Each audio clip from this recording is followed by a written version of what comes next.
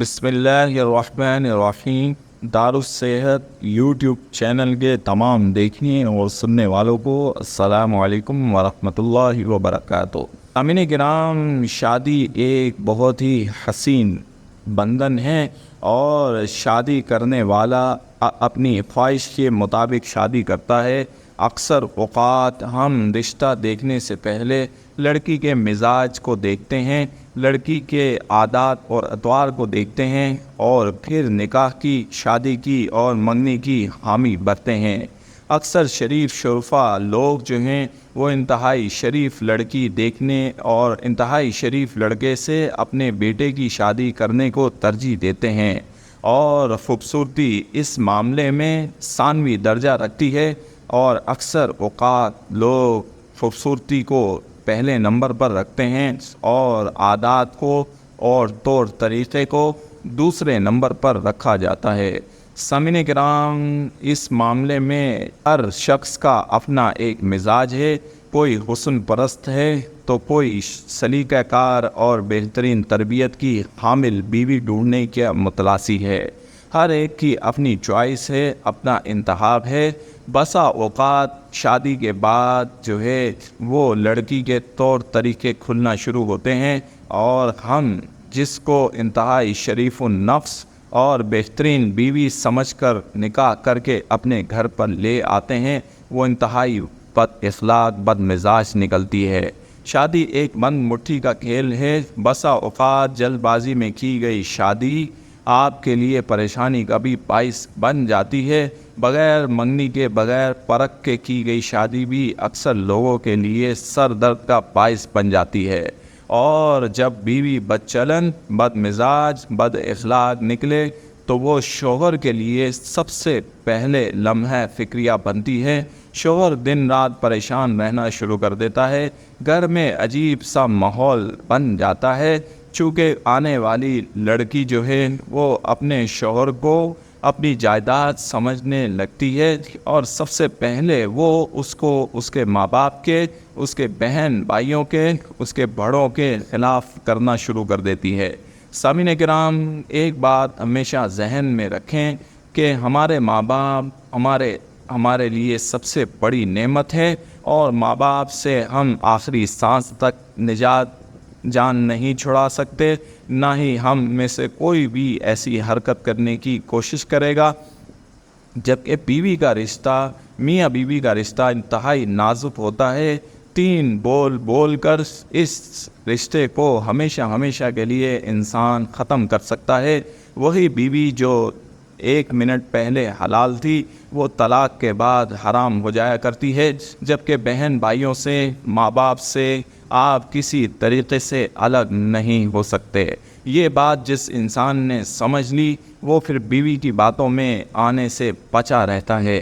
سامعین کرام، اگر آپ بھی شادی کر کے پھنس گئے ہیں، بیوی بد اخلاق ہے، بد مزاج ہے، نافرمان بھی ہے اور بد چلن بھی ہے، اور کسی کی بات نہیں مانتی، نہ سنتی ہے، لڑائی جھگڑے کرتی رہتی ہے، انتہائی قسم کی جھگڑالو عورت سے آپ کا واسطہ پڑ گیا ہے، آپ کا نکاح ہو گیا ہے، اور اب آپ انتہائی تنگ آ چکے ہیں، بات طلاق تک جانے لگی ہے، تو آپ سے التماس ہے کہ آپ رک جائیں، یہ ایک مختصر سا روحانی عمل کر لیں، تو انشاءاللہ اس روحانی عمل سے آپ کی بیوی جو ہے وہ فرما بردار بھی ہو جائے گی، خوش مزاج بھی ہو جائے گی، خوش اخلاق بھی ہو جائے گی، اور ہر کسی سے آپ کو اس کی تعریفیں سننے کو ملے گی۔ سامعین کرام، طلاق اگرچہ حلال ہے، لیکن اللہ کے نزدیک سب سے برا فعل ہے۔ طلاق جب کسی عورت کو دی جاتی ہے تو زمین و آسمان تک کانپ جاتے ہیں، در و دیوار ہلنے لگتے ہیں، اور ایک انسان کا رشتہ دوسرے انسان سے، حلال سے حرام میں بدل جاتا ہے۔ اس لیے طلاق جیسے لفظ سے دور رہیں، اور حتی الامکان بیوی کو سمجھانے کے ساتھ ساتھ یہ روحانی عمل بھی کریں۔ اگر وہ سمجھنے سے نہیں مانتی تو آپ صرف اس عمل کو 11 دن لگاتار کر لیں، تو تو اللہ کے حکم سے، اللہ کے فضل و کرم سے آپ کی یہ نافرمان بیوی تابعدار ہو جائے گی، بد چلنی بھی چھوڑ دے گی اور خوش اخلاق ہو جائے گی۔ طریقہ کار یہ ہے کہ عشاء کی نماز کے بعد باوضو حالت میں بیٹھ جائے اور باوضو حالت میں بیٹھنے کے بعد 11 بار درود شریف پڑھیں۔ اپنی بیوی کا تصور کریں، چاہے وہ سمندر پار ہو یا آپ کے گھر میں ہو یا کسی دوسرے شہر میں ہو، آپ اس کا پختہ تصور کریں اور پختہ تصور کرنے کے بعد 11 بار یہ مبارک آیات اسی طریقے سے پڑھ کر دم کرنی ہے۔ اعوذ باللہ من الشیطان الرجیم، بسم اللہ الرحمن الرحیم، صم بکم عمی فہم لا یرجعون، ختم اللہ علی قلوبہم وعلی سمعہم وعلی ابصارہم غشاوہ، کاف ہا یا عین صاد لا یتکلمون، حامیم عین سین قاف لا یعقلون۔ دوبارہ سماعت فرما لیں۔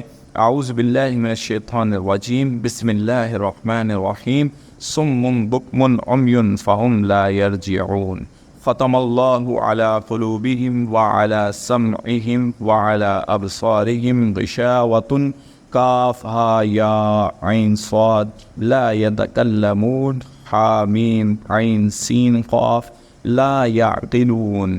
یہ مختلف آیات ہیں اور ان آیات کو آپ نے 11 بار پڑھنا ہے۔